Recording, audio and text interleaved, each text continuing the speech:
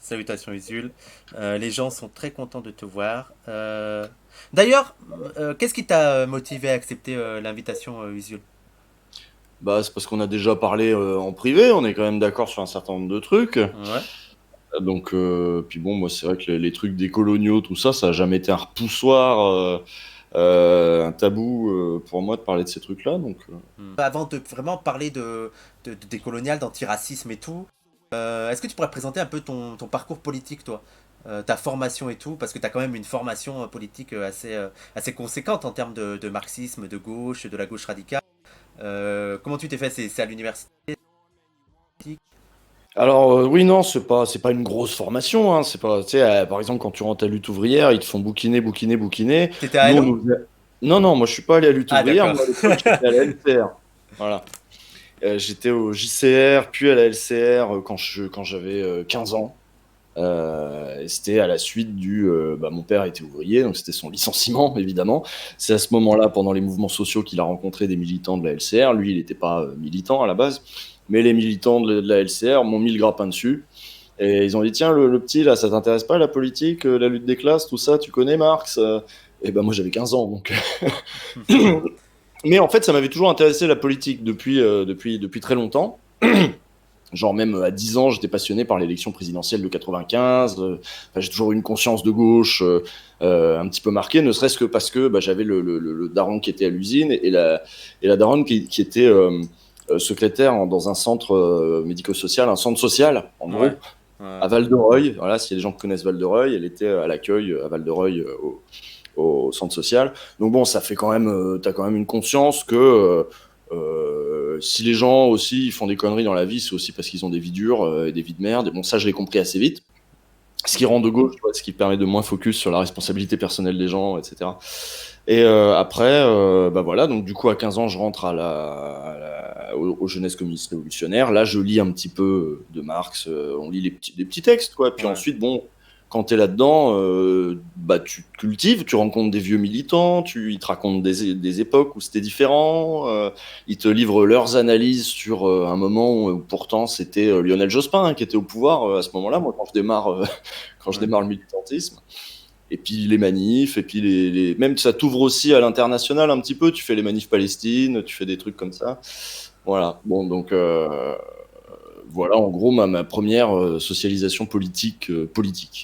Tu trouves pas que t'es parmi l'un des derniers, vraiment l'une des dernières générations où c'est vraiment formé, où t'as des jeunes qui sont formés à travers les partis politiques? C'est plus le cas maintenant, j'ai l'impression. C'était déjà pas mon cas à l'époque. Hein. Ouais. Enfin, c'était déjà pas trop le cas à l'époque. Il y avait donc le début des années 2000, c'était le mouvement aussi altermondialiste, etc. Mais on est bien après. Tu sais, les historiens qui se penchent un petit peu sur les formes d'engagement montrent que c'est plutôt à partir des années 90 qu'il y a un vrai déclin de l'engagement dans les Ouais. partis. Ouais. Et qu'à partir des années 90, on va avoir de plus en plus de luttes sectorielles, secteur par secteur, cause par cause, et beaucoup moins de gens qui vont rentrer dans des partis qui ont de toute façon perdu cette prétention à donner une vision globale, une vue globale. Il n'y a plus d'horizon, notamment pour les partis de gauche, euh, chute du mur, etc. Les partis de gauche, ils sont soit en lambeaux, soit au pouvoir, Ouais. auquel cas, bon, voilà, les socialistes, etc. Donc du coup, ouais, à partir des années 90, l'engagement dans un parti quand t'es jeune, ça se fait beaucoup moins. Donc j'étais déjà quelque chose d'assez rare à l'époque. J'avais pas beaucoup de potes. Je pense qu'on devait être trois dans le lycée à être à être dans un parti, quoi. On me demande que penses-tu des auteurs postmodernistes? C'est pour parler de Foucault, c'est ça? C'est ça? Encore pour me faire chier avec Foucault? Je sais pas ce qu'il y a sur Foucault parce que je t'ai jamais vu vraiment kiffer sur Foucault. Je pense que c'est aussi moi, hein, il y a une polémique sur moi sur Foucault. Hein. Donc, Ah, en fait, il règle des comptes avec toi en m'emmerdant moi, quoi. C'est ouais, je ça. crois. Mais la dernière fois, c'était ça. La dernière fois que t'étais venu, enfin, t'étais venu dans le commentaire, t'avais fait chier sur Foucault. C'est juste parce que j'avais défendu Foucault sur une polémique là dernièrement, tu vois. Mais est-ce que t'aurais une Ouais, réponse sérieuse toi sur les postmodernistes? non, j'ai pas suivi la polémique de Foucault en question, mais non, ça doit être parce que je mets des pulls à col roulé. Mais c'est vrai que je cite pas énormément Foucault parce que je le lis pas énormément. Moi, quand j'ai essayé de lire Foucault, j'ai fait ah, il y a des trucs intéressants. Et c'est vrai qu'il y a des trucs intéressants. Foucault comme historien d'institution, c'est intéressant, mais putain, c'est relativement imbitable. Ouais. Et des fois, je suis là, oh putain, mais avance, je comprends plus que dalle. Bon, attends, je vais essayer de raccrocher à la phrase suivante. Donc, c'est pas une de mes grosses sources d'inspiration, j'avoue. Donc, non, je suis pas plus foucaldien que ça, quoi. Ouais. On m'a dit c'était aussi une question pour moi, mais pour moi vous êtes.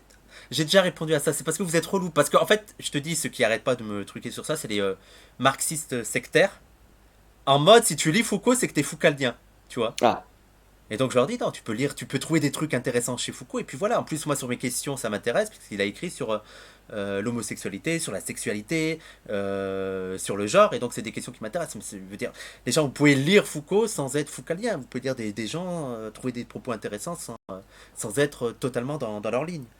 Euh, ah, il y a une remarque, on dit Bourdieu c'est pire niveau habitabilité.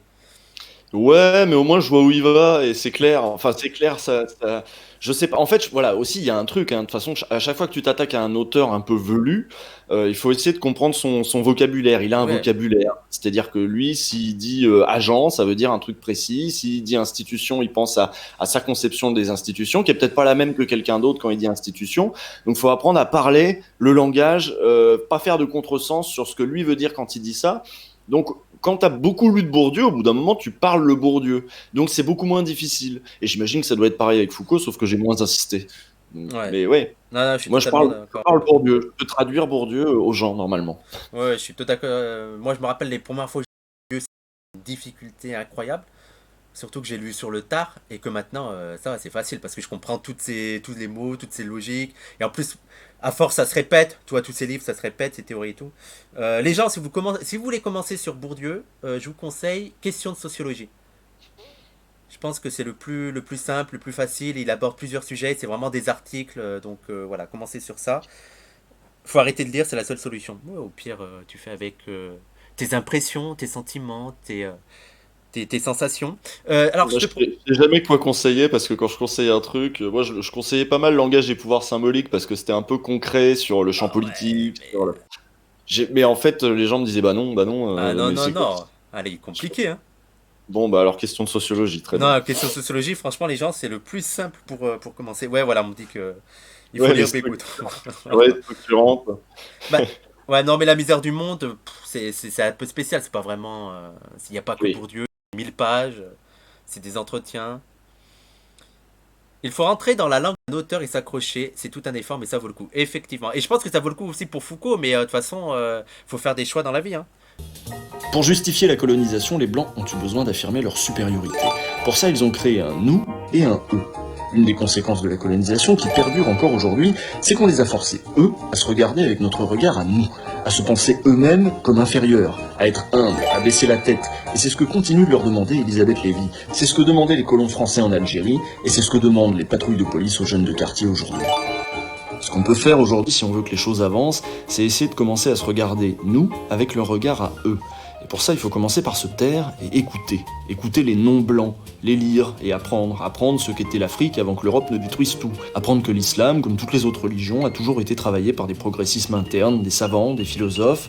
Apprendre que la France, ça n'est pas que les Lumières et que même le Parti communiste a été pour l'Algérie française. Là, c'est ma vidéo qui bug, ça va reprendre. Moi, ce qui me déplaît dans la manière dont on envisage les choses, c'est on met toujours la focale sur les quartiers populaires. Les quartiers populaires sont en déficit de connaissances, de conscience politique. Il faut les éduquer, etc. Et on occulte complètement le reste de la société et ses privilèges. Les privilèges du reste de la société. Et moi, j'ai envie de dire, c'est le reste de la société qu'il faut éduquer. C'est le reste de la société à qui il faut dire, par exemple, ne serait-ce que sur la question de l'histoire, c'est le reste de la société occidentale, enfin, de ce qu'on appelle, nous, les sous-chiens, puisqu'il faut bien leur donner un nom, les blancs, à qui il faut inculquer l'histoire de l'esclavage, de la colonisation. Je reviens toujours là-dessus parce que c'est très important. Ouria Boutelja est la porte-parole du Parti des indigènes de la République, dont est également proche Maboula Somaoro. Ce sont elles et eux, en France, qui portent cette parole, qui font ce travail intellectuel et militant et qui se mangent les procès. Parce qu'en France, on peut tacler l'islam comme on veut, mais quand on s'attaque à l'État, à la police, à l'ordre républicain, là, on se heurte à de vraies résistances. Je parle même pas des artistes issus des quartiers populaires qui eux aussi vont de procès en procès sans que ça ne choque personne.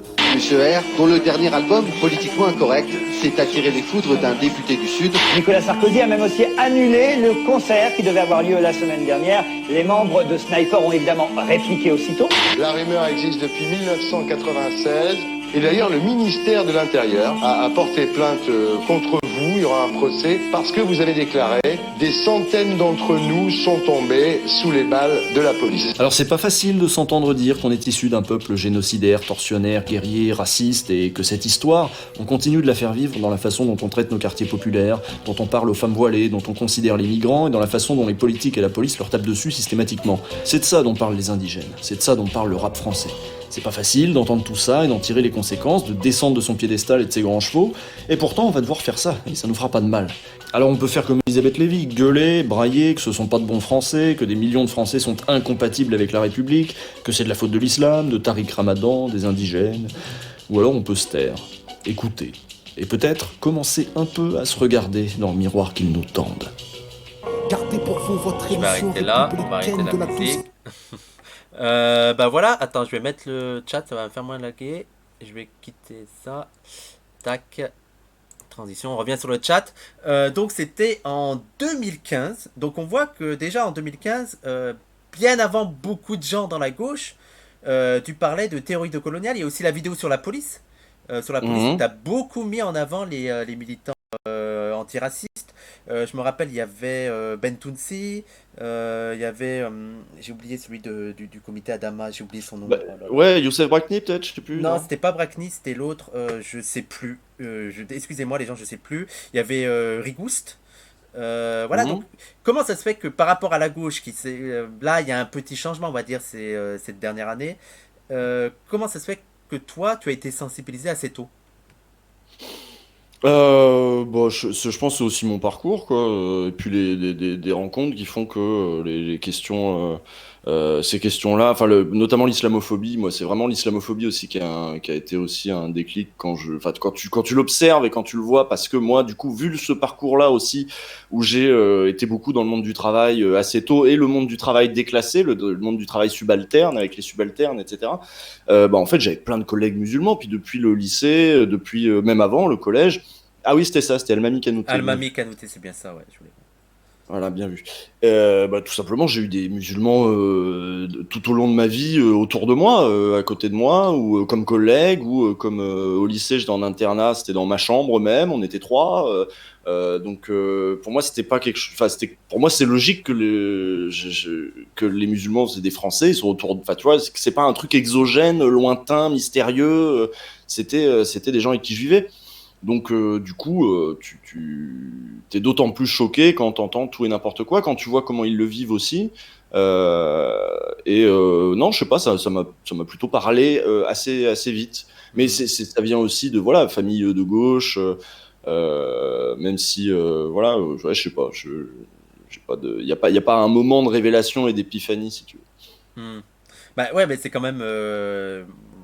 On va dire que tu es quand même une particularité, entre guillemets, parce que oui, on connaît tous des gens de gauche dans nos milieux, notamment nous, dans le milieu antiraciste et décolonial, on connaît des gens de gauche qui sont engagés, mais des figures comme toi qui le font assez tôt, surtout en 2015. En 2015, c'était chaud, hein.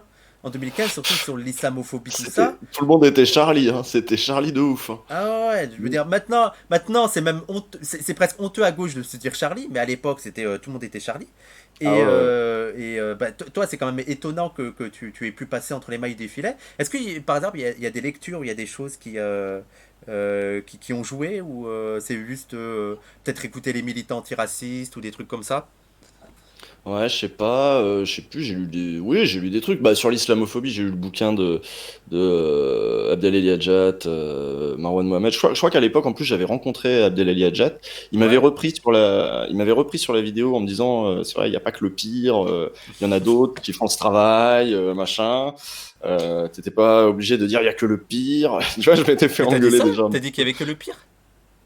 Non, mais si, je dis aujourd'hui, ce sont des gens comme ceux du pire qui font ce travail là, machin, et j'ai pas cité d'autres trucs aussi parce que je les connaissais pas, tout simplement, et que moi, là pour le coup, j'avais rencontré sur internet aussi, je regarde beaucoup de conférences et de machin, et les gens du pire produisaient des trucs, donc j'avais des conférences super longues à écouter sur l'histoire de la colonisation, sur l'Afrique, voilà comment. Ces matériaux-là, ils me venaient des militants du pire. Ouais. Donc, c'est aussi pour ça qu'ils avaient une place honorable du coup dans le truc. Bah, et voilà. ils étaient très axés. Bon, je dis ils parce que bon, c'est pas un secret, moi j'y étais aussi, mais c'est qu'on était très axés, mais c'est aussi des reproches qu'on nous faisait. On faisait beaucoup de la théorie aussi. C'est pour ça aussi que, bah ouais, Ah, c'est peut-être automatiquement, ça aussi, ouais. Ouais. automatiquement les gens lisaient. Grand merci, est-ce que Oui, tu c'est manges? ça. Ouais. Genre, je pense que j'ai bien aimé parce que c'était un télo. C'est peut-être ça aussi. Ouais. Non, mais on n'était pas que intello. Mais c'est vrai qu'on a rempli un peu ce rôle des intellos de l'antiracisme. Après, c'est pas du tout en mode, comment dire, méprisant vers les autres. Mais c'est vrai qu'on était très axés et c'est aussi le processus de recrutement au pire était comme ça aussi. C'était en mode, voilà, faut des gens qui écrivent et tout pour produire. Mais ce qui était bien dans l'antiracisme, c'est que, voilà, il y avait aussi une répartition des rôles. Tu vois. Euh, Tu es Charlie Usul? Non, bah, je pense qu'il n'est pas Charlie Usul, hein. Il vient de le dire d'ailleurs. Bah, mais j'ai même fait, ouais, je crois que ces trucs-là, ils datent de juste après, justement, les attentats, quand on pouvait plus penser autrement et que c'était étouffant, quoi. C'était vraiment étouffant. Hmm. Bah d'ailleurs, avec ces vidéos-là, est-ce que tu avais eu des problèmes au sein de la gauche ou parce que je pense que tu avais, par exemple, de montrer Ouria Boutelja. À l'époque, peut-être qu'elle était moins cancel que maintenant, mais à l'époque, est-ce que ça t'avait attiré des soucis ou même parler de décolonialité, est-ce que ça t'avait attiré des soucis? Pas forcément, je dirais, en termes vraiment, j'allais dire institutionnels, avec peut-être avec les gens avec qui tu travailles, mais même avec tes proches, avec les militants avec qui tu côtoyais. Non, avec mes proches, non, parce qu'en général, bah, ce qui se passait, c'était que de toute façon, ils connaissaient rien, et donc du coup, ils savaient pas, il y avait pas encore tous ces discours contre la pensée décoloniale, tu vois, à Ouais. ce moment-là. Hmm. Ou alors, c'était dans certains cercles intello précis, et Finkielkraut pouvait déjà commencer à s'énerver contre des gens qui voulaient déconstruire la coloniale, machin, bon, d'accord, mais ça touchait pas c'était pas matraqué tous les jours sur CNews ou dans la presse ou par le gouvernement, comme c'est le cas aujourd'hui. Donc du coup, il y avait, non, je crois pas que ça m'ait coûté énormément. Il y a peut-être des gens qui sont pas venus vers moi alors qu'ils seraient venus vers moi sinon, ouais. Hmm. Puis il y a des gens qui sont venus vers moi, et j'ai pas compris aussi, genre la Licra qui m'avait proposé de faire un truc avec eux. Je fais bah non, Hmm. je sens pas trop. Rappelle. Il y a Olaya qui insiste hein, pour que je m'explique sur Ouria Boutelja. D'accord, bon bah tu as vu la Tu question? vois. Ah bah je l'ai vu, elle l'a mise 3 fois, 4 fois. Donc Alors, qu'est-ce qu'il faut que je dise? Alors, on m'a aussi demandé de m'expliquer sur pourquoi ils avaient retiré son billet de blog sur Mediapart. Ça, j'en sais rien. Je suis pas à la rédaction de Mediapart. Je sais pas. Et moi, j'ai même pas eu le temps de le lire, je crois. Donc, je me rappelle pas. C'était sur quel sujet d'ailleurs? Tu te rappelles, toi? le truc de Ouria, Ouais, ouais. c'était sur, sur le texte sur Israël. Ah ouais, ah ouais. Ouais. Ah ouais. Ouais, ouais, ouais. Ouais, bah, sujet tendu, il y a des sujets sur lesquels. Mais même pareil, tu vois, j'ai fait un épisode sur l'antisémitisme aussi. C'est vrai que à gauche, il y a aussi parfois un aveuglement sur. On essaie d'éviter les sujets. Au moins, on les esquive, en fait. Au Ouais. moins, on les Mm, mm. esquive. Et des gens à gauche qui seraient à la fois fermes sur l'islamophobie et sur. Oui, c'est ça, on peut pas être israélien innocemment. Oui, voilà, c'était ça. Oui, bah pareil, Alors, ouais, là, ce truc-là, ouais, moi-même, alors, je j'avoue, j'étais voudrais, là un peu. je voudrais préciser, peut-être qu'il y a des gens qui sont là. Je voudrais préciser, c'est une phrase de Ouria dans son livre où elle dit: Je ne suis pas innocente, je suis occidentale, je suis blanche. Donc c'est une tech. Attends, je ne suis pas innocente, je suis française, je suis occidentale, je suis blanche. Donc juste voilà, pour relativiser un peu. Après, je pense qu'on va pas faire cette discussion là autour parce que sinon ça prendrait des heures et de toute façon, je pense que t'es pas qualifié et on n'est pas qualifiés tous les deux pour Non, discuter non, sur ça. non, ouais. Mais juste sur ça, pour dire que cette tech, elle l'applique à tout le monde et en fait à nous-mêmes les premiers, hein. Je veux dire, nous-mêmes, on n'est pas innocents. C'est-à-dire que nous-mêmes, on a un mode de vie, voilà, on est en train de faire des streams tranquillement, tous les deux, dans des salons, et moi le premier. Et grâce à ça, c'est grâce à l'impérialisme. Donc on n'est pas innocent de ce côté-là. C'est-à-dire que nous aussi, on profite de toutes les exploitations.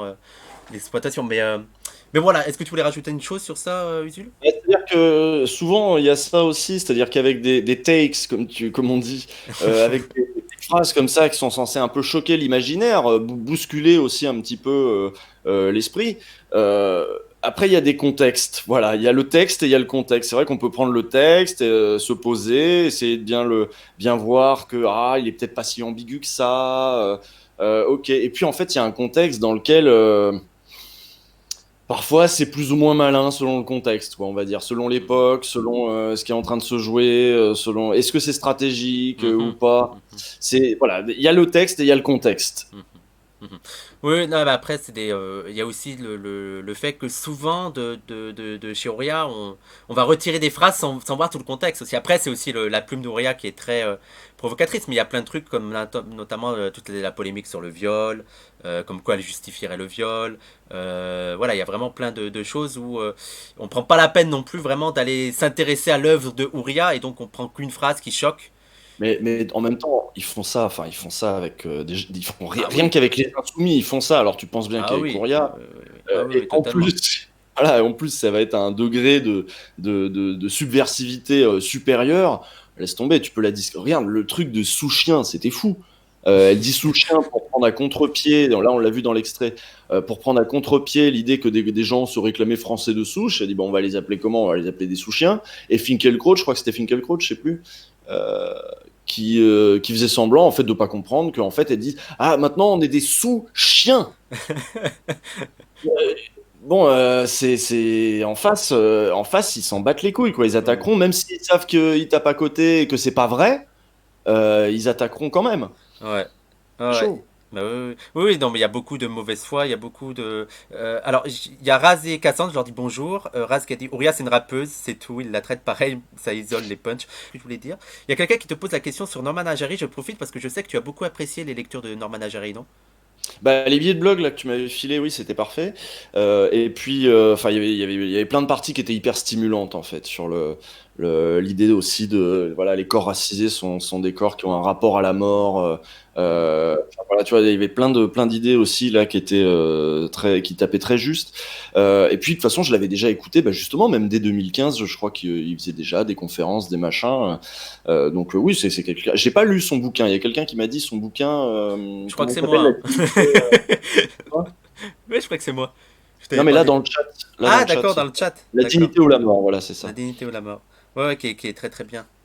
Et je l'ai vu, il était aussi, il a fait une discussion aussi sur la notion de dignité avec je sais plus quel vieux Badiou, non, je sais plus. Non, Balibar. Je sais Balibar, plus quel Balibar. vieux. Je sais plus quel vieux de gauche. Oui, oui, non, mais il y a pas pareil la notion de dignité, j'ai pas creusé, mais il faudrait que j'achète le bouquin du coup. Voilà. Bah justement, toi qui t'es intéressé en 2015 à ces théories, est-ce que tu notes quand même qu'il y a des évolutions et qu'on s'y intéresse de plus en plus à la gauche, non? Hmm. Ah, t'es plus sceptique que moi. En fait, je pense qu'on s'intéresse au fond, mais on s'intéresse pas à vous. Tu vois ce que je veux dire? C'est-à-dire que elles se sont un peu diffusées et parler maintenant tu vois, Françoise Vergès, elle passe beaucoup mieux à France Culture que Ouria. Ah Donc oui. voilà, je pense qu'à un moment, mais d'ailleurs c'est pour ça que vous avez en partie quitté le pire. C'est l'idée que voilà, l'outil Ouais.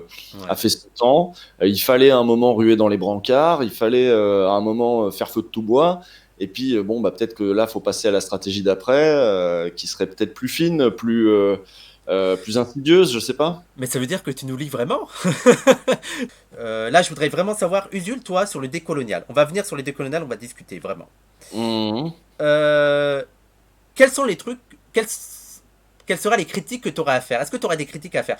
Là, je parle du décolonial, je parle pas du pire, hein, du décolonial dans son ensemble. Les critiques que j'aurais à faire sur le décolonial dans son Sur les ensemble. théories décoloniales. Est-ce qu'il y a quelque chose, quand tu as lu les militants antiracistes, les militants décoloniaux, que tu t'es dit, d'un point de vue de la gauche, je serais pas d'accord, ou pour l'instant, tu es vraiment en mode... Ah non, bah non, bah non, j'ai plutôt au contraire eu tendance à aller voir la gauche et à leur dire, les gars, écoutez plutôt ce genre de discours, quoi. Rendez-vous compte que dans vos trucs là, même tu vois la France Insoumise ou des trucs comme ça, il y avait beaucoup de gens qui étaient encore Turbo Charlie et vachement laïcité, laïcité, république, et leur dire mais les gars, il y a un problème là. Enfin, moi j'allais plutôt dans l'autre sens si tu veux. hmm, hmm. D'essayer de faire de toute façon, c'est ce que je dis depuis 2015. Du coup, j'ai pas changé de braquet là-dessus. Donc non, non, non. Pour moi, c'est non seulement stimulant, mais c'est pas seulement que c'est stimulant, genre ouais, intellectuellement c'est stimulant. J'adore être stimulé intellectuellement. Stimulez-moi, stimulez-moi. C'est pas ça. C'est que en fait, on peut. Je pense pas qu'on puisse comprendre la situation de ce qu'on est en train de vivre maintenant Ouais. sans capter ça, sans capter que cette espèce d'inconscient collectif, cette espèce de charge là qu'on a mémorielle de poids et qui ne concerne pas seulement le passé, vu qu'aujourd'hui on vit toujours comme ça, en se considérant comme la pointe avancée de la civilisation mondiale, qui peut donner des leçons à tout le monde. Je pense même qu'on est un des pays d'Europe dans lequel cette charge est encore la plus lourde. Ouais. J'ai du mal à en voir d'autres. Quand je suis allé au Portugal, en Belgique, j'avais l'impression qu'au contraire, tu vois, ils en parlaient un peu de leur passé colonial. Au Portugal, ils savent très bien qu'ils ont construit leurs églises en or, là, que l'or, il vient pas de la vallée de la Douro, quoi. En Belgique, j'ai visité une exposition sur le Congo, machin. Donc j'ai l'impression que tu vois, Léopold II, c'est controversé. Ils savent très bien que Léopold II, non, quoi. Ils peuvent pas soutenir ça. Et nous, on est là, on rend hommage à Napoléon. Il y a pas de souci. On continue. Voilà, on a toujours pas entamé le début d'une réflexion sur ce truc-là, alors qu'on est le premier pays musulman d'Europe, et que précisément on est un pays post-colonial. Donc, et résultat, ne pas avoir digéré ça, ne pas avoir regardé ça en face, ça nous donne une perméabilité à tous ces discours d'extrême droite inconscients qui dépassent largement l'extrême droite, parce que ça nous concerne tous. Ouais. Donc moi je trouve ça plutôt c'est pas juste stimulant, quoi, c'est juste indispensable en fait pour comprendre la situation actuelle. Surtout vu le contexte, je pense qu'on en parlera après la pause, vraiment du contexte actuel parce qu'on va parler aussi de ta dernière vidéo, on va pas la regarder, mais ta dernière vidéo où tu es très très très pessimiste. Voilà, la conclusion, je pense que c'est la conclusion la plus sombre qu'il y ait eu sur ouvrez les guillemets. Donc on parlera de tout ça et des solutions qu'on pourrait penser. Et comme tu dis, il y a vraiment une spécificité française sur la race, sur le décolonial. Il y a vraiment le fait de nier ça, de nier le truc de la race. Pour toi, c'est dû à quoi? Comment ça se fait que même à gauche où on devrait pourtant être un peu plus ouvert sur ces questions, et j'ai même l'impression que la race, ça rend la gauche de plus en plus, ça l'a rendue de plus en plus républicaine, tu vois, ça l'a droitisée. Alors que oui, il y a plus vraiment de trucs révolutionnaires, c'est vraiment même le Parti communiste, tout ça, c'est en mode républicain. Mais les dernières tentatives, j'avais lu ça dans un article de Fabien Escalona sur Mediapart, qui avait fait un long article sur qui mobilise le signifiant république. Et on voyait que le PS avait essayé au milieu des années 80 tout un discours sur la diversité, un discours positif, qui certes n'était pas un discours décolonial, etc. Mais ils avaient au moins tenté un truc un petit peu pour dire, en fait, ce dont la droite se moque aujourd'hui en disant la gauche fait ça, elle l'a fait 1 an, 2 ans, pas plus. Elle a arrêté direct après. Le truc de, tu sais, nos diversités font nos richesses, une chance pour la France, tous ces trucs-là dont la droite se moque aujourd'hui. En fait, la gauche, elle a assumé ça 2 ans et elle a lâché l'affaire. Donc, pourquoi au profit d'une gauche chevènementiste, tu sais, tout ce qui est chevènement, machin, dont on a retrouvé les traces jusqu'à la France Insoumise aussi depuis il y a pas très longtemps, qui est aussi le truc de la Troisième République, quoi. La Troisième République, c'est aussi la République coloniale. Donc, qu'est-ce qu'on prend, qu'est-ce qu'on jette si on invoque la République? Aujourd'hui, on dit, on aime bien faire de la téléologie, de prendre des textes et dire, regardez, dans ce texte-là, il y avait déjà le destin funeste qu'on connaît après. Genre, on prend, tiens, là, ça parlait de Marx ces derniers temps. Dans Marx, il y a déjà Staline, voilà, par exemple. Ouais. Bon, on pourrait demander, est-ce que dans la République, il n'y a pas déjà le projet colonial, il n'y a pas déjà tous ces délires-là qu'on n'a toujours pas digérés, on n'a toujours pas disséqué, même la fin du 19e siècle, on n'a toujours pas disséqué ça correctement.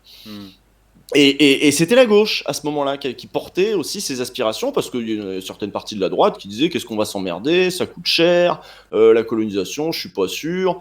Et la gauche faisait ça un peu au nom du progrès. Mais en fait, c'est ça qui est pas mort. C'est-à-dire, la gauche faisait ça au nom du progrès, genre les gentils barbares, là, les bons sauvages, on va aller leur apprendre nos valeurs supérieures, qui sont celles de l'égalité, de la liberté, du progrès. Il y a ça chez Napoléon aussi, d'ailleurs. Y compris dans sa campagne d'Égypte, on va leur apprendre nos belles lumières. Et donc la gauche était persuadée que c'était un acte noble aussi de faire ça. Même si, je dis ça, il y a une partie de la gauche qui y croyait vraiment, il y en a une autre peut-être un peu moins, il y a l'opportunisme aussi des milieux d'affaires, des milieux coloniaux, machin. Bon, d'accord, c'est un mélange de tout ça. Mais les discours pour justifier ça, à gauche, ils se voulaient tout à fait progressistes. Je pense c'est le même mouvement, c'est la même pensée quand aujourd'hui, des gens de gauche disent il faut que cette femme enlève son voile et mette une mini-jupe, parce que c'est ça le progrès, c'est ça la pointe avancée, voilà, de l'humanité et des Lumières, c'est d'être en mini-jupe, pas d'avoir un voile sur la tête. C'est la même rhétorique, c'est la même pensée qu'on est supérieur, déjà que la gauche est supérieure à la droite parce qu'elle a cet universalisme de façade, qui maintenant a été plutôt dévoyé, mais qui à la base, je veux dire, l'universalisme en soi, moi je suis pas contre de supposer que voilà, il faut respecter les droits de l'homme dans le monde entier, ça serait top, moi je suis absolument pour, et que chaque homme vaut les autres, etc. Mais aujourd'hui, on a une version pastiche de ce truc-là qui est resté très très implanté à gauche. Parce que à droite, on pouvait tout à fait dire pourquoi s'emmerder avec ça. Voilà. Alors, excuse-moi. Ouais, donc là, il y a une attaque contre la gauche, c'est celle d'islamo-gauchisme. Toi, j'imagine que tu as déjà été accusé de nombreuses fois d'islamo-gauchisme. Qu'est-ce que tu pourrais répondre, toi, par exemple, quand on te dit d'islamo-gauchisme? Comment? Comme tout Mediapart, de toute façon. Ah oui, et notamment Edwy Plenel, qui Bah ouais. Et en plus des attaques, parfois juste parce qu'il avait écrit un livre avec Tariq Ramadan il y a 6 ans, c'est ça? Il avait écrit un livre avec, ou il était présent dans un livre collectif Ah avec non, lui? il était dans un livre. Oui, c'est pas, il a pas écrit un livre avec lui, c'était qu'il était présent dans un. Non, mais il avait des accointances en mode, il a dû participer à une conférence ou un truc comme ça.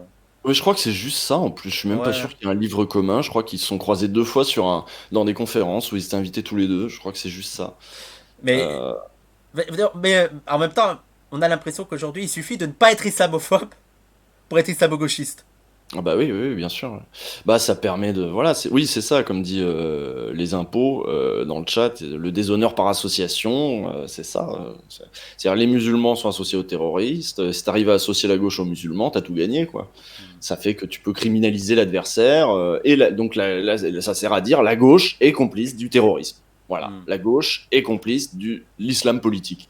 C'est absurde. Enfin, il n'y a pas grand monde à gauche qui va défendre le fait que, franchement, Daesh, c'était pas si mal. On peut comprendre parce que c'est des opprimés. J'ai jamais entendu ce discours une fois. Ouais. On peut avoir une approche un petit peu compréhensive et en même temps, finalement, c'est eux les vrais damnés de la terre et on est de leur côté. Et personne n'est de leur côté. Personne n'est du côté de Daesh, à gauche comme ailleurs. Donc bon, oui, islamo-gauchiste, parce que, oui, c'est ça, il suffit de pas être islamophobe et t'es islamo-gauchiste. Et quand ils te disent, oui, mais tu relègues au second plan la lecture de classe. Qu'est-ce que Moi, j'aimerais bien qu'on me dise ça, parce que je parle de bourgeois, je parle de la classe dominante tout le temps, je parle de lutte des classes, je suis marxiste. Pour moi, moi, je pense au contraire que l'islamophobie a un rôle structurant dans la guerre qui est menée aux pauvres dans ce pays. Parce qu'une bonne partie des classes populaires, il y a une partie des classes populaires qui est musulmane, ça permet aussi de diviser les classes populaires à bon compte. L'islamophobie est un très bon outil pour mener une lutte des classes victorieuse. J'ai même envie de dire, l'islamophobie est un marqueur déterminant des classes dominantes aujourd'hui. Bien sûr. Et donc, moi, je vois plutôt ça comme ça. Je suis évidemment, c'est pas que je suis du côté. Bah oui, je suis du côté de ma classe, je suis du côté de la classe des travailleurs. Et j'ai l'impression que du côté de la classe des travailleurs, il y a aussi des musulmans et ils sont attaqués. Et ils sont attaqués à la fois parce que musulmans et à la fois aussi parce que travailleurs, et ça arrange bien les deux. Tu connais du coup l'exemple de cette usine automobile où il a été beaucoup plus facile de casser la grève des ouvriers en disant qu'ils voulaient ouvrir une salle de prière et donc du coup c'était de l'infiltration des islamistes, machin. C'était dans les années 80, c'était sous les socialistes, ça. On s'est aussi servi de l'islamophobie pour péter des mouvements sociaux. Comme aujourd'hui, il s'en sert pour essayer de diviser des mouvements sociaux. Et il y a aussi la religion, je te dis, il y a aussi la question de la religion qui est super, super problématique au sein de la gauche. Au LCR, par exemple, je pense qu'il y a eu beaucoup de polémiques parce que c'était très. Moi, je vais te dire mon passé, j'ai été au sein de la fédération anarchiste, un temps, dans mon passé trouble. J'ai fait 6 mois au sein de la fédération anarchiste et pendant 6 mois, je n'ai pas dit que j'étais musulman parce que c'était en mode. Genre, déjà, pour tout le monde, c'était évident que tout le monde était athée, tu vois. Et ça serait. Mais qu'est-ce que tu fais là, tu vois. Comment pour toi, il faudrait traiter cette question de la religion à gauche pour régler ce problème? Moi, j'ai l'impression qu'il y a pas trop de solutions. Ouais, bah en fait, je sais plus, j'en parlais il y a pas longtemps dans un stream parce qu'on parlait il y avait un long article je sais plus dans quel canard, je crois, bah, c'était dans Mediapart. Il y avait un long article sur les évangélistes et les évangéliques plutôt. Et j'essayais d'expliquer aussi aux gens que ce putain de truc ouais, je suis athée, donc parce que moi j'ai compris la life, si tu veux, parce que du coup je suis supérieur, parce que moi je suis rationnel, moi je suis machin. Pour moi, c'est tout à fait corrélé à ce. C'est vrai que c'est un trait saillant de la France, ça, l'athéisme. C'est vraiment au point que c'est presque devenu un marqueur identitaire, en fait. Donc, il y a des religions qui sont plus ou moins tolérées parce que bon, elles ont baissé la tête au bon moment. Puis bon, il y a toutes les religions. Je pense qu'il y a aussi un peu ça dans leur tête, c'est-à-dire toutes les religions se sont un peu pris plein la gueule en France à des moments. Hein. Il a fallu mater les cathos, il y a eu des massacres de protestants, il a évidemment fallu mater les juifs aussi, etc. Donc la construction aussi de l'État français s'est aussi faite largement contre les religions. Donc il y a un substrat anti-religieux dans ce pays qui est très important. Et à gauche aussi, évidemment, à gauche particulièrement. Et moi j'étais plus au NPA, enfin je militais plus quand il y avait eu le NPA qui avait fait une candidate qui je me rappelle plus de son nom. Dans le chat, on va retrouver le nom, ça c'est sûr. Je Ouais. pense que Youssef a retrouvé le nom de la candidate qui était voilée. Ouais, et il y avait des débats au sein de la LCR, hein, ça c'était du NPA. Il y avait des débats au sein du truc avec typiquement une vieille garde et une jeune garde. Une jeune garde qui comprenait un peu plus que les choses étaient en train de changer et que évidemment parmi les classes populaires tu vas pas commencer à dire exactement, c'est ça. Ilham Moussaoui. Merci Mafalda. Merci Mafalda. D'après ce que j'ai lu d'ailleurs, il me semble qu'elle a complètement tourné la page de la politique et elle veut plus y aller quoi. Elle fait ok d'accord. Et évidemment, tu veux faire avec les gens, tu veux faire avec la classe populaire, tu les prends comme elles sont, avec leur religion, etc. Tu les regardes pas de haut en disant voilà. Moussaïd, je me suis planté. C'est Madame Mafalda qui s'est trompée. Mais attends, il y en a deux, ils disent Moussaïd et d'autres Moussaoui. Bon, bah, il y a un débat. Voilà, elle fera toujours des débats, cette femme-là. Et bon, bah voilà. Non, oui, il y a un rapport à l'athéisme qui est un rapport qui tient aussi à. Voilà, je te dis, il y a un truc identitaire français et il y a un truc de gauche aussi où ils sont là, on revient c'est l'esprit des Lumières, quoi. L'esprit des Lumières, il est irreligieux et c'est un progrès et c'est une avancée et on est du coup toujours la pointe avancée de l'humanité. La pointe avancée de l'humanité, elle n'est plus religieuse. Mais ils confondent le fait d'être anticlérical et irreligieux parce que ça séparait bien. Et en plus, alors on va lire le Dany. Ce qui est intéressant, c'est que l'athéisme est utilisé de manière chrétienne presque. Culpabilisation, l'esprit supérieur des Lumières, le progrès, l'Europe qui guide le reste. Oui, il y a ça, il y a totalement ça. Il y a l'idée que nous on est supérieur parce qu'on est athée, on n'a pas de croyance, on est que 100% rationnel, tu vois. Et aussi, mais en fait, ce qui m'étonne, c'est qu'il y a une totale méconnaissance même de l'histoire de la philosophie même française, où la question de la spiritualité, elle était beaucoup plus sérieuse que ce qu'en font les athées de gauche aujourd'hui. Oui, c'est ça, à ce moment-là, oui, voilà. Bah oui, dans toute l'histoire de la philosophie, de toute façon, Dieu est pas parti à partir du moment où il y a eu des premiers penseurs qui ont dit qu'il fallait penser contre Dieu. Tu sais, les libertins, par exemple, les libertins, c'est pas que le cul, hein, les libertins, c'est on veut faire notre vie sans le regard de Dieu, machin. Donc évidemment, il y a un moment de la philosophie où ça a été important de se construire contre Dieu, et ça a marqué aussi l'esprit des Lumières et de machin. Mais bon, attends, je voulais aller quelque part avec le truc d'avant. Mais je m'en rappelle plus. Oui, enfin, en plus, oui, c'est méconnaître aussi l'idée qu'il y a toujours eu aussi une gauche chrétienne, qu'il y a plein de pays dans lesquels il y a des mouvements de gauche, mais ils sont croyants. Toute l'Amérique latine, évidemment. Théologie de la libération. C'est encore une fois, c'est un marqueur identitaire français, donc c'est un réflexe identitaire presque, de dire chez nous, voilà, il y en a qui citent la JOC, hein, la jeunesse ouvrière chrétienne. C'est pas absurde. Il y avait les prêtres ouvriers. Bon, je pense que l'abbé Pierre, il est de gauche. Hein, dans les religions, il y a parfois de très bonnes raisons d'être de gauche. Et l'abbé Pierre qui a été à l'Assemblée nationale. Hein, on rappelle l'histoire de France. Oui, Sam, est-ce que le modèle du Concordat d'Alsace-Lorraine peut permettre une avancée dans le débat? Franchement, je pourrais pas te dire. Voilà, je ne pourrais pas te dire. Mais par contre, dans les territoires perdus de la République au niveau de la laïcité, bah, il y a l'Alsace-Lorraine.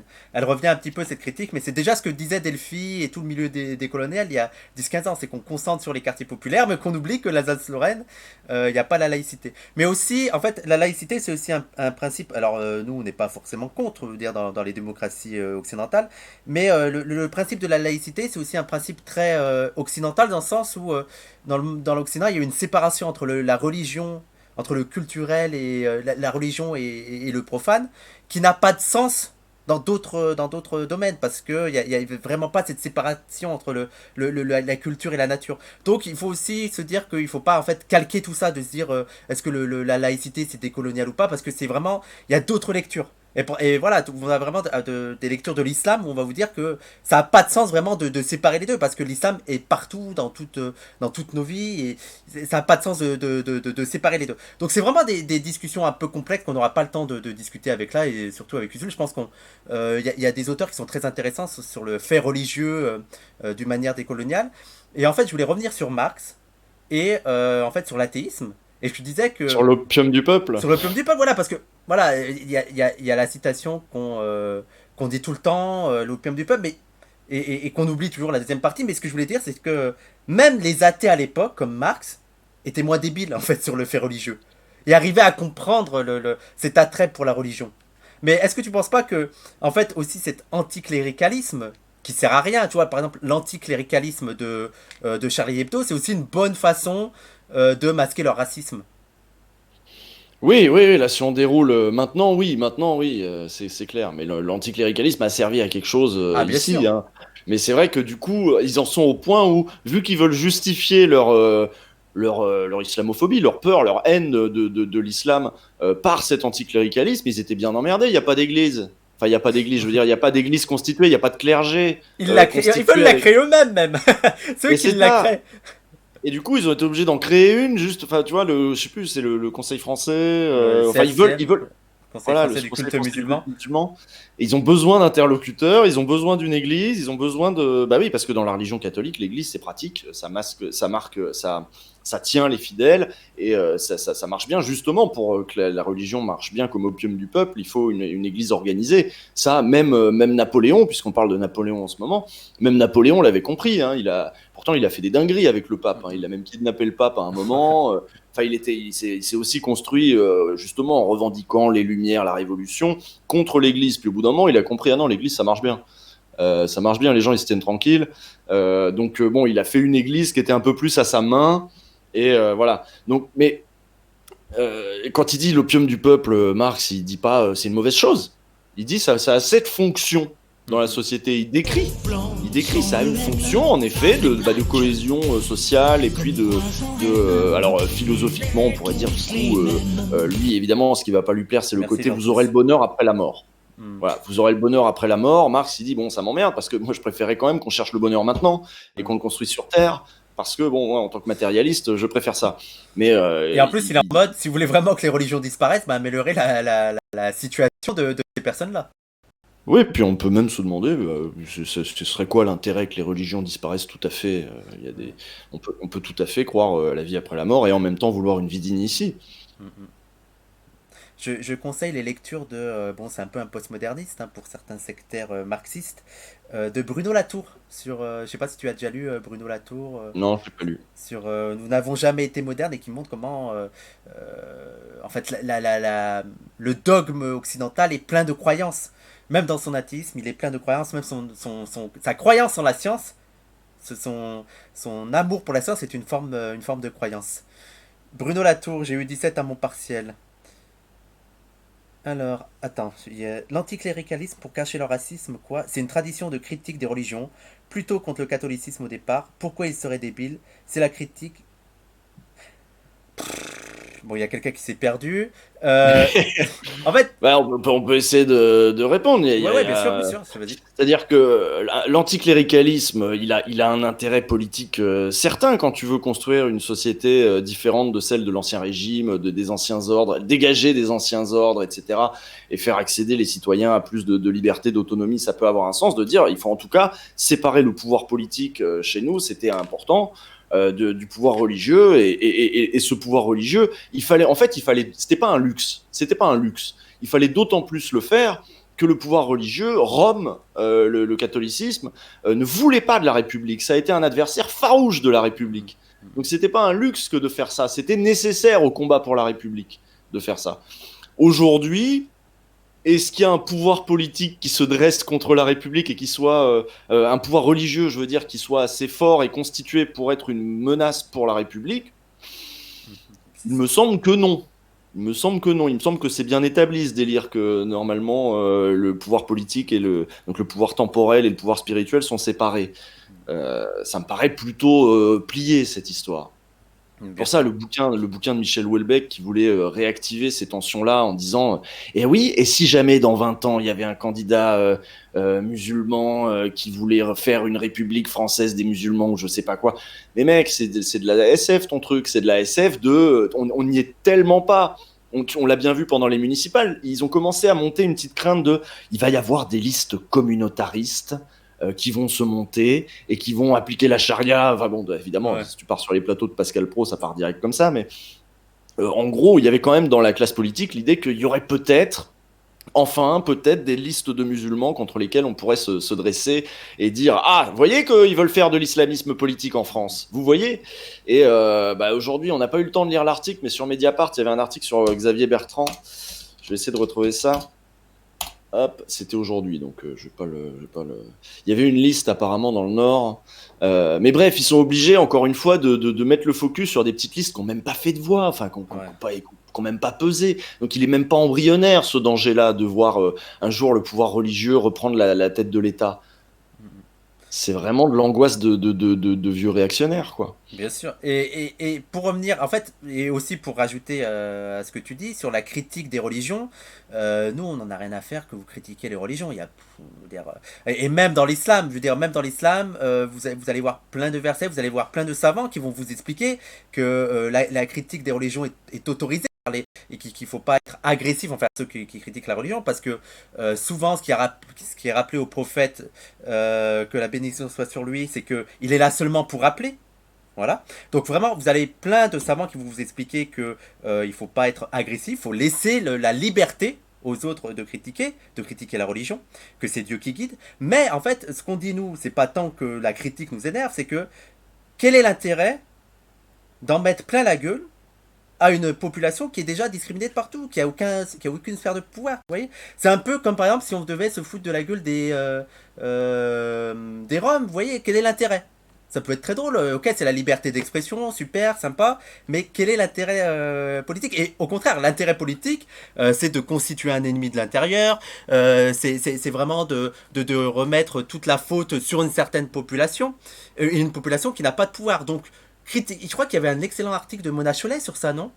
Je sais pas. Il me semble, si quelqu'un peut le retrouver, il me semble qu'il y avait, je crois que c'était toutes les religions, c'est de la merde, ça commençait comme ça, de Mona Chollet, et qui expliquait que, voilà, cet argument qu'il y avait souvent chez les libertaires de dire que moi je critique toutes les religions, n'avait pas de sens parce qu'elle n'était pas du tout matérialiste et ça ne prenait pas en compte vraiment le rapport de pouvoir qu'il y avait en France et le fait qu'il y avait une communauté qui était discriminée. Vous voyez, et en France, c'est l'islam. Et en plus, ce qui est intéressant, c'est que, et c'est là qu'on peut faire un peu le rapprochement entre l'islamophobie et l'antisémitisme, c'est que ils vont tellement loin sur l'islam que ça se répercute sur les juifs. Vous voyez, là par exemple, il y a eu un projet de loi au Sénat qui veut interdire, c'est encore c'est un amendement sur la loi contre le séparatisme qui veut interdire le port du voile aux femmes mineures.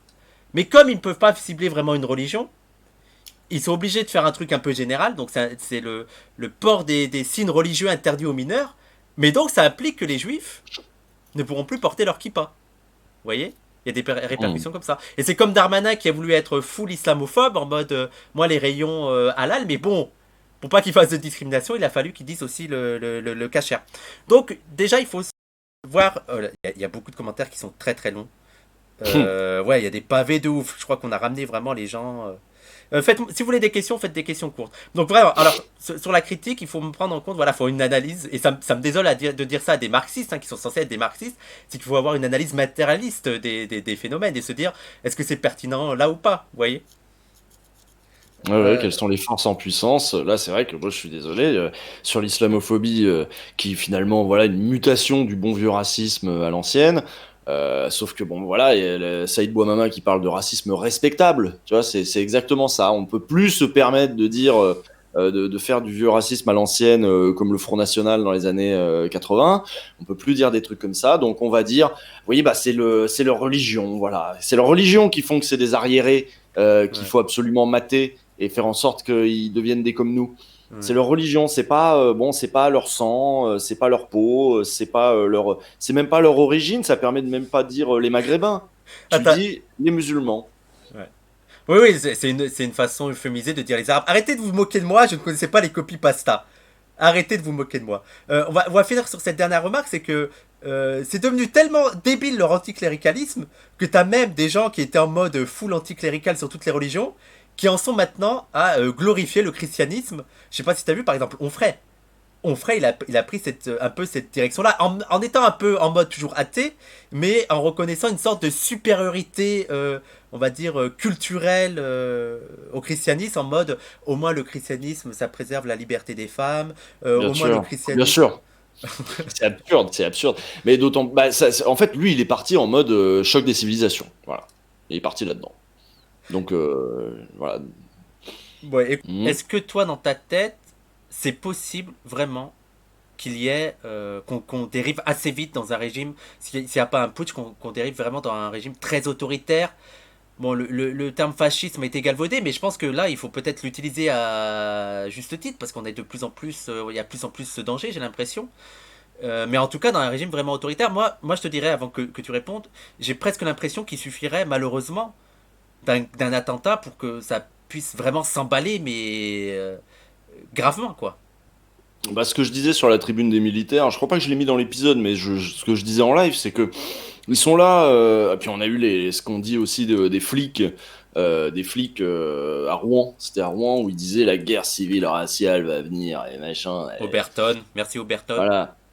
Et en vrai, il n'y a pas de guerre civile raciale de prévu. Hein, je crois que c'est pas pour tout de suite, tu vois. Je me semble que les forces en présence ne soient pas. Je veux dire, il y a aucun discours de mobilisation. Soyons objectifs, tu vois. Il y a aucun discours de mobilisation en faveur d'une guerre civile raciale qui monte, si ce n'est à l'extrême droite. Il y a que là, donc ils vont. Oui, manifestement, c'est les seuls à vouloir faire ça.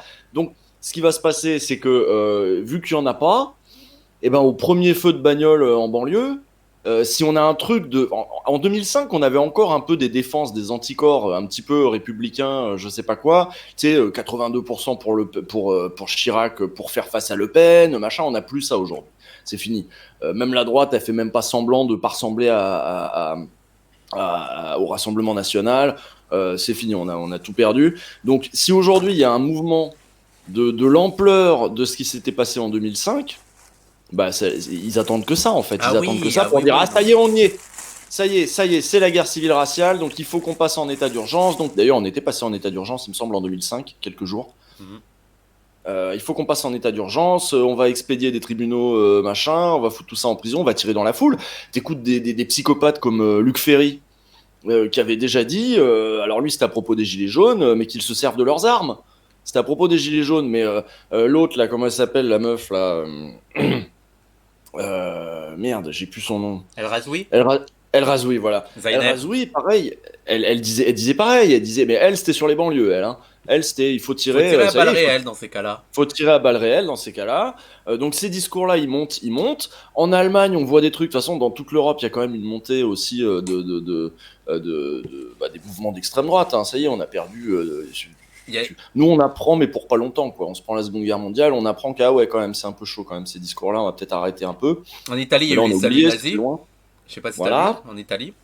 Ouais, j'ai vu ça. Donc là, c'est bon, c'est passé. On voit plus le rapport avec maintenant. On voit pas le fait que c'est la même chose. C'est pour ça que j'avais fait 2 épisodes en début d'année pour dire, oh, c'est l'extrême droite. L'extrême droite, c'est ça. L'extrême droite, c'est eux. Et on a complètement perdu les repères. Alors on a un Blanquer qui peut se permettre de dire que les réunions non mixtes, c'est le début du fascisme. Donc plus rien ne veut rien dire en fait. Plus rien ne veut rien dire. On a perdu tout système de défense en fait contre ces trucs-là. Donc oui, ça peut dégénérer super vite et n'importe comment. Lundi, je disais, je fais un épisode un peu plus léger lundi sur Napoléon. En vrai, ma conclusion, j'ai essayé de faire un peu moins plombant, mais enfin, c'est pas normal que Macron soit le premier président depuis Pompidou. Pourquoi il réactive ce truc-là à faire un hommage à Napoléon? Tous les autres, ils ont esquivé. Tous les autres, ils ont esquivé comme ils ont pu, et ils ont dit ouais non c'est chaud, c'est la République. Napoléon c'est un dictateur. C'est l'Empire.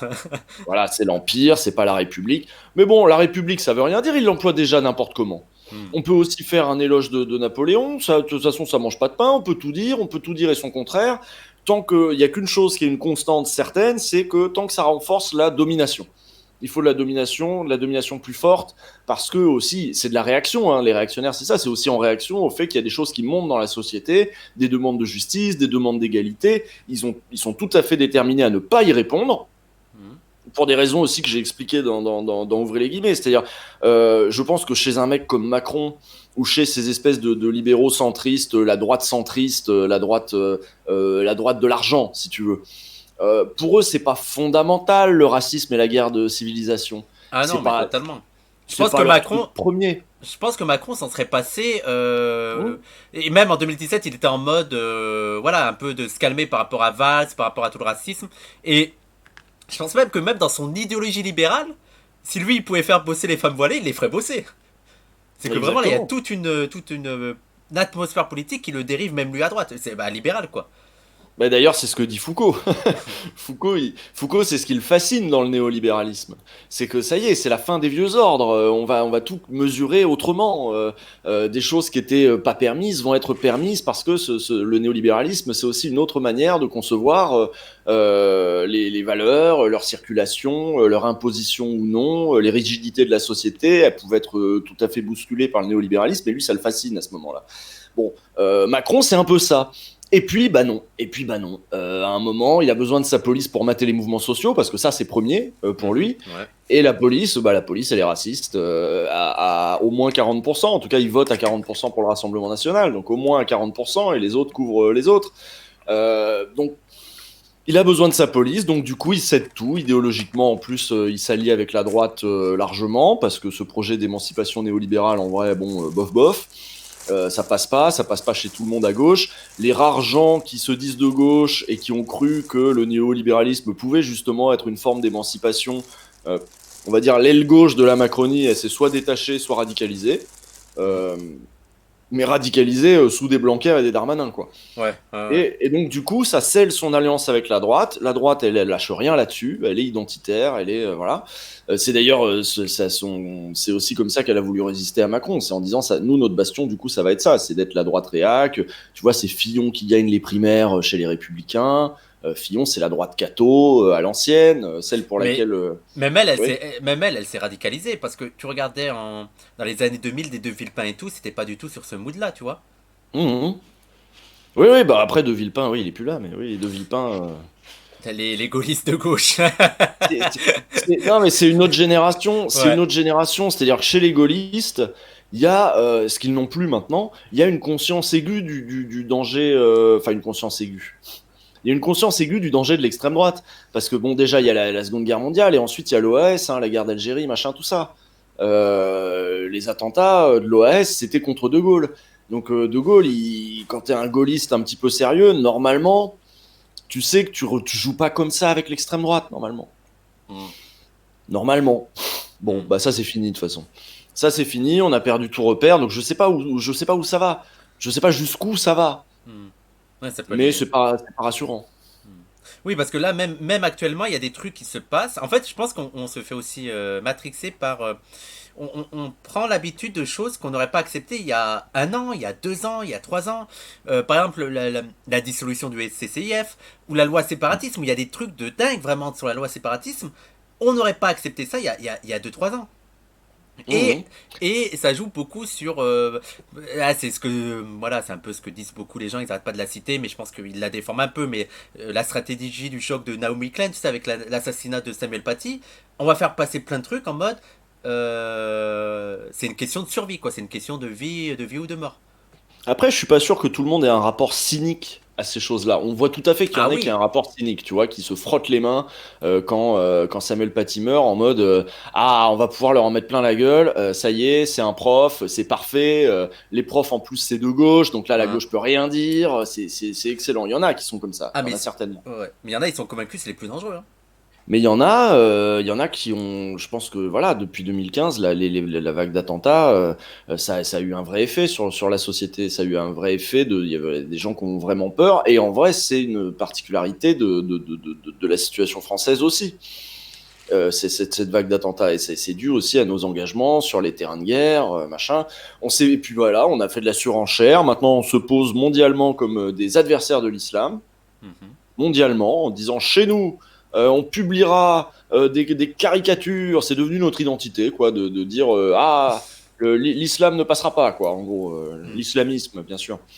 Et donc on va projeter en grand sur des immeubles de Montpellier les candidatures de Charlie, et voilà, et on se met une cible sur le dos, mais gaiement. À aucun moment ces gens-là, soit ils se rendent compte qu'ils sont en train d'attiser les tensions. Il y a voilà, c'est ce qu'on lisait, on a lu des articles vendredi là-dessus en live. Évidemment que des mouvements terroristes, machin, peuvent se nourrir des dingueries que fait la France pour légitimement dire mais regardez comment on traite les musulmans dans ce pays. Bah oui. Rejoignez-nous et faites-les sauter ou faites-vous sauter si vous êtes un loup solitaire. Attaquez-vous à la France, machin. Bah, on se met une cible en permanence, donc ça entretient le truc et ça entretient en permanence les uns qui répondent aux autres et les autres qui répondent aux uns. Et nous, on est au milieu, on est coincés dans une mécanique qu'on a du mal à enrayer, on a du mal à avoir un discours rationnel sur ces trucs-là, à se poser et à dire calmez-vous, parce que là, on va dans le mur. Ça, avec l'impensé colonial toujours pas digéré, qui fait qu'on a toutes les bonnes bases pour faire les pires dingueries. T'ajoutes à ça, le post-colonial, c'est aussi notre situation géopolitique, le fait qu'on a toujours finalement des colonies, on a gardé plus de colonies que les Anglais et d'autres. On a aucun intérêt à regarder ça en face et à avancer sur ces questions-là. De toute façon, dès qu'on commence à le faire un petit peu, on voit un raidissement de toute la bourgeoisie. Dès qu'on commence à évoquer un petit peu, ah oui, mais quand même. Ils se raidissent, mais avec succès. Ça marche, ça prend dans l'opinion. L'opinion, elle est pas de notre côté. Ah ouais, mais c'est ça, moi, qui m'inquiète le plus. Hein. À la limite, quelques jeunes, voilà. Moi, j'avais fait les manifs au sortir de l'été, au sortir du confinement, là, les manifs où ça parlait pour Adama Traoré et pour George Floyd. Ouais. J'étais choqué de voir tous les jeunes. Des jeunes que j'avais jamais vus dans les manifs de d'habitude, et c'est normal, ils venaient de Vaux-en-Velin, ils venaient des banlieues autour de Lyon aussi beaucoup, et ils étaient super jeunes. Il y en a, ils avaient 16 ans, 15 ans peut-être. Dans la jeunesse, en effet, il y a un truc qui monte. Et il y a un autre rapport, je sais pas si tu as vu aussi le rapport par rapport à la laïcité des jeunes, où ils étaient beaucoup plus ouverts que les vieux, même sur le voile à l'école, surtout. Donc il y a vraiment une nouvelle génération. Mais est-ce que c'est aussi ça qui leur fait peur, je pense? C'est qu'ils voient qu'ils perdent la main au niveau générationnel. Parce qu'il y a vraiment une panique en mode tout part à volo, il n'y a plus de valeur, c'est l'écriture inclusive, la race. Mais au fond, cette inquiétude qu'ils ont, elle est pas totalement fausse. Bah oui, des choses bougent, et c'est leur position. Je tiens à prévenir à ceux qui arrivent maintenant, c'est que nous, c'est tant mieux. Hein. Soyons matérialistes, justement. Ils savent très bien que c'est leur position qui est menacée, leur position sociale, leur hégémonie. De la même manière que, bah oui, c'est les hommes qui réagissent le plus violemment à ce que réclament les féministes et qui disent que c'est des hystériques et de machin et qu'il faut pas non plus tout bouleverser. Alors le féminisme, ça les arrange bien quand c'est pour emmerder les musulmans, mais sinon le reste du temps, dès qu'il y en a un accusé de viol, ils serrent les coudes et il faut pas qu'ils puissent perdre leur position à cause de ça. C'est une question de position aussi. Donc non, moi je suis très très pessimiste, et comme quelqu'un le disait dans le chat aussi un petit peu avant, le pire c'est que c'est pas nous qui avons les armes. C'est du côté de chez les fachos qu'il y a des armes. Les services secrets, d'ailleurs, le savent. Hein. Mais Les services secrets le savent très bien. Ils essaient de démanteler, comme ils peuvent, les petites cellules d'anciens militaires, anciens flics qui ont gardé des armes et de je sais pas quoi. Mais s'il y en a qui ont des armes, ça va être eux. ouais. Mais c'est pour ça, c'est un débat qu'on a souvent en fait dans ce chat. C'est parce qu'on a aussi pas mal de puristes qui viennent en mode ouais, faut la révolution, nanani nanana. Mais moi, il y a un truc qui m'angoisse, c'est que je me dis, s'il y a une situation révolutionnaire, c'est qu'on est dans la merde, les copains, parce qu'on n'a rien. Bah oui. On a vraiment rien. Clairement. Je veux dire, on va se faire rouler dessus. Clairement, donc c'est pour ça que moi, c'est vrai que là-dessus, moi j'essaye plutôt d'essayer de raisonner la gauche bourgeoise, quoi. Je pense qu'on a besoin de la gauche, on a besoin de la gauche bourgeoise, pas de ces Ah leaders. là là, je vois tous les sectaires en PLS là après cette phrase. Bah ouais, mais c'est la Bah situation oui, historique. mais moi aussi je suis qui- d'accord avec toi. C'est la situation historique qui veut ça. On n'a pas le luxe de mégoter en disant, en chipotant tout à fait. Je pense que bon, des gens comme Hidalgo, ils sont perdus, tu vois. Ouais. Mais quand je dis gauche bourgeoise, je fous aussi la France insoumise là-dedans, tu vois. Ouais. Une partie des écolos, une partie des communistes, tous ces gens-là, il faut continuer à dire parce que il y a un certain nombre d'entre eux qui voient ce qui se passe. J'ai reçu Sandrine Rousseau lundi, qui est candidate à la primaire d'Europe Écologie Les Verts. Voilà. Et je lui ai posé la question. Je lui ai dit, mais vous, je me fais pas de film. Hein. Il y a vraiment un vrai danger fasciste. Il y a une radicalisation totale de la bourgeoisie. Est-ce que c'est un truc dont tu as conscience? Elle me dit oui. Et elle me dit, et je lui demande si, est-ce que à gauche, les gens autour de toi, vous avez conscience de ça, qu'on en est là? Ouais. Et elle m'a dit que oui, que ça en parlait. Et j'ai vu que dans la petite réunion qu'ils ont faite avec Adrien Quatennens, Jean-Luc Mélenchon, Benoît Hamon et Sandrine Rousseau, qu'ils ont fait en marge du défilé de Lille, c'est de ça dont ils ont parlé. Donc il y a des gens qui ont conscience qu'on est parti là-dedans. Bien sûr. Bon bah maintenant faut leur moi je pense que c'est la suite du débat, hein. Moi je pense qu'il faut donner de la force à cette gauche là, quoi. Bien sûr. Ouais, je vois des gens qui me disent Wissam, tu fais le babtou fragile, le matérialisme, les fusils, la révolution. En fait, déjà, je pense que les gens, vous parlez beaucoup de révolution sans vous rendre compte ce que c'est une révolution, en fait. Parce que je trouve. En fait, moi, je comprends que dans les années 2000, on en parlait avec légèreté parce que la situation était différente. Là, je pense qu'il faut peser nos mots. Parce que c'est des trucs. Déjà, une révolution, c'est violent. C'est pas la. Faut arrêter avec le romantisme autour de ça. Moi, s'il y avait vraiment une situation qui me permettait ça, bah, j'espère que je serais dedans et je lutterais. Mais faut se rendre compte que c'est pas un dîner de gala, il disait Mao. Non, c'était quoi? C'est ça. C'était pas un dîner de gala. Faut vous rendre compte de ça. Donc, faut arrêter de dire les révolutions comme ça, comme si c'était un jeu. Et ensuite, donc comme on a dit, c'est que la situation fait que faut être matérialiste aussi. Parce qu'en fait, si c'est ça, on est foutu. L'armée, elle est pas de notre côté. Les flics ne sont pas de notre côté. Beaucoup de citoyens ne sont pas de notre côté. Ceux qui sont de notre côté, les gauchistes, on a aucune formation. On n'a rien. On est nus. On n'a pas d'armes, on n'a rien. On est nus, les copains. Donc voilà, donc déjà ça. Et ensuite, il y a une phrase, et je le dis souvent pour ceux qui sont dans le chat, parce qu'ils savent ce que je vais dire. Il y a une phrase qu'on n'arrête pas de dire chez les antifas, c'est éviter le fascisme par tous les moyens, combattre le fascisme par tous les moyens. Combattre par tout le fascisme par tous les moyens, c'est selon la situation, voter pour le bourgeois de gauche. C'est ça aussi combattre le fascisme. Si c'est la seule solution, eh ben c'est ce qu'il faut faire. C'est ça combattre le fascisme. Vous voyez? Et donc là, l'idée c'est, là on va revenir sur qu'est-ce que ce serait le moins pire pour toi. J'imagine que là ce serait Mélenchon, non?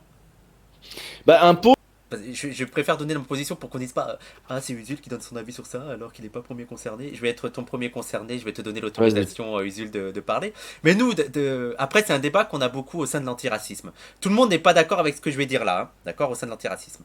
Je dirais que ça c'est un peu le point de vue du QG décolonial, de notre petit groupe. Pas forcément de parole d'honneur, mais du QG décolonial. Mélenchon, sur les questions antiracistes, déjà il a énormément évolué.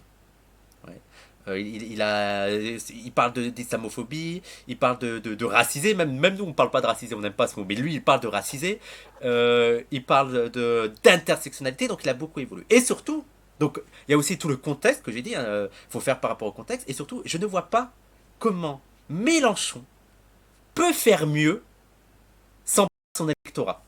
voyez, faut aussi voir les contradictions devant lesquelles il est Mélenchon. Il a en même temps prendre en compte de tout ce discours antiraciste et te faire face à la réalité, faire face à la dérive raciale, dérive raciste. Mais en même temps, il a un électorat blanc de gauche.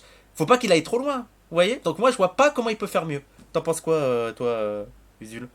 Ouais, bah, j'avais écouté avec attention. Il avait fait un discours, je sais plus quand, et où il était parti sur essayer de trouver une position de synthèse, parce que manifestement, il voulait défendre les musulmans. Manifestement, c'était très clair. Ouais. Et en même temps, il voulait pas renoncer au vocabulaire autour de l'universalisme, tu vois, des trucs comme ça. Et donc, pas partir complètement dans le vocabulaire militant de ces questions-là. Et donc, il a essayé de trouver une position entre les deux. Il me semble même que depuis cet été, sa position, elle est plus franche encore qu'elle ne l'était même cet été. Ouais. Je pense que c'est là-bas, ils ont conscience de ce qui est en train de se jouer et que face au fascisme, tu choisis ton camp clairement, quoi. Donc je pense en effet que il y a eu beaucoup de chemin. Alors évidemment, si on commence à fouiller ces vieux tweets, on va tomber sur des trucs de folie là. Non, mais Mais les gens, faut arrêter avec ça. Je veux dire, qu'il ait eu des positions de merde en 2016, 2015, d'accord. Je veux dire, déjà, c'est contraire à tout ce qu'on dit dans l'antiracisme. Je veux dire, on s'attend pas à ce que Jean-Luc Mélenchon il naisse antiraciste, les gens. Hein. Les blancs évoluent sur les questions. Même nous, les non-blancs, on n'est pas antiracistes. Hein. On est aussi racistes. On s'est formé aussi sur ces questions. On a toujours des points de vue. Quoi qu'on le dise, on grandit dans des structures raciales. On grandit dans des structures racistes, donc on incorpore ce racisme. Et on n'a jamais fini de l'éliminer. Hein. L'inconscient est plus fort que nous. On a toujours on voit quelqu'un, on voit quelque chose. On a toujours des pensées comme ça, un peu racistes. Et surtout les blancs. Je veux dire, comment vous voulez que moi, il y a un reproche, genre, il y a un blanc qui va dire un truc antiraciste, on va aller chercher le truc d'il y a 5 ans, on me dit, mais c'est quoi la débilité? Au contraire, tant mieux s'il a évolué. Tant mieux s'il a évolué. voilà, et puis même si autour de lui, il y a des gens un peu moins solides sur ces sujets, il y a aussi ça. Ouais, Euh, ils me disent, il reste Ruffin. Ouais, mais bon. Je pense que Ruffin, il arriverait à se ranger derrière Mélenchon. Je sais pas. ouais, je pense aussi. Voilà, il n'y a pas que Ruffin, hein, il y en a d'autres, hein, à la France Insoumise ou même chez les communistes. Mais si on arrive à embarquer quand même le maximum de gens en leur disant, écoutez, votre position là, c'est pas le moment, écoutez un petit peu, regardez la situation. On peut en convaincre comme ça aussi des gens de gauche qui disent, ah, Bien moi sûr. ça m'emmerde parce que l'islam politique quand même.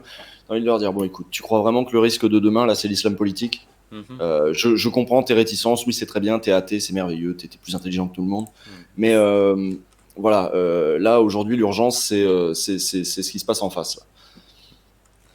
Je pense que c'est faisable. On ne n'est pas antiraciste, on le devient. Oui, voilà, totalement. Et je dis bien que ça concerne tout le monde, même les premiers concernés. Mais ça, c'est sur tous les sujets. Hein. Sur absolument tous les sujets. Ruffin, je pense qu'il s'intéresse pas vraiment. Bon, après, ouais, c'est vrai qu'il y a un petit côté chauvin, mais je pense qu'il faut faire avec. Je pense qu'il faut faire avec. Par exemple, il y a quelqu'un qui m'a dit ouais, mais Mélenchon, ça va être le Mitterrand numéro 2. Mais vu la dynamique qu'on a actuellement, bah, moi, je veux bien Mitterrand numéro 2. Hein. Bah ouais, 2 ans de Mitterrand, c'était quand même un certain nombre de nationalisations, c'était je ne sais plus combien, attends j'avais les chiffres mais je m'en rappelle plus, je crois en tout cas c'était des régularisations de sans-papiers massives. Bon bah ça ferait du bien 2 ans de Mitterrand déjà, en vrai. Mm. Alors oui, c'est pas des soviets partout et des d'accord, ok, mais ça ne va pas tout décoloniser tout de suite. Hein. Je pense que Mélenchon, il a aussi un rapport ambigu sur les territoires d'outre-mer, dirons-nous, Ouais. qui continue à trouver que c'est une force du pays, machin. Il le C'est dit ça aussi. La France est sur les 5 continents du monde. Voilà. C'est la phrase Et qui sort à chaque fois. voilà. Mais Ouais. bon, il essaie de transformer ça un peu à l'ancienne, en disant d'ailleurs, ce qui fait de nous la France, c'est pas un pays d'Europe. Voilà, la France, il peut aller plus loin et dire peut-être même un jour, la France, c'est pas un pays blanc, etc. Bon, voilà. Et voilà, et dans le chat, c'est réglé par Mélenchon est raciste. Mais Mélenchon est raciste. Qui a dit que Mélenchon, Mélenchon est raciste? Mais qui n'est pas raciste? Qui n'est pas raciste? Mélenchon, il a grandi dans une société raciste. Mélenchon, il évolue, il a un électorat qui est raciste aussi. Voilà. Moi, des racistes comme Mélenchon, j'en veux plein. Hein. J'en veux des millions. Hein. Mmh. On est tous racistes. Oui, bon, après, il a eu des positions un peu cheloues. C'est pas très grave. Regardons ce qu'il fait maintenant. Regardons les actes et regardons aussi la situation politique. Est-ce que tu te dis encore révolutionnaire? Et est-ce que tu penses que c'est possible?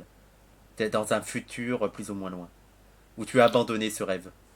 J'en sais rien. Tu sais, est-ce que la révolution citoyenne, une révolution pacifique, c'est révolutionnaire? Ça peut l'être. Oui, je suis pour. Si je suis pour un changement radical du régime et de ses institutions, et notamment aussi des institutions économiques, dans lesquelles je suis pas contre d'énormes bouleversements. Révolutionnaire, ça veut pas dire que je suis prêt à prendre un fusil et aller dans la rue, parce que je vais juste me faire buter. Mais être révolutionnaire, c'est vouloir un changement de société radical. Bah oui, ça, je veux toujours un changement de société radical, sauf que là, on n'est pas à l'offensive en ce moment. On est en défensive, donc là, on joue en défense. Eh bien, abonnez-vous à la chaîne de Wissam sur Twitch, pour une pensée décoloniale au carrefour des espérances démocratiques et populaires. Car comme le disait Édouard Glissant, abonnez-vous. Évidemment. Voilà. Merci Usil, mais quel talent, mais quel talent.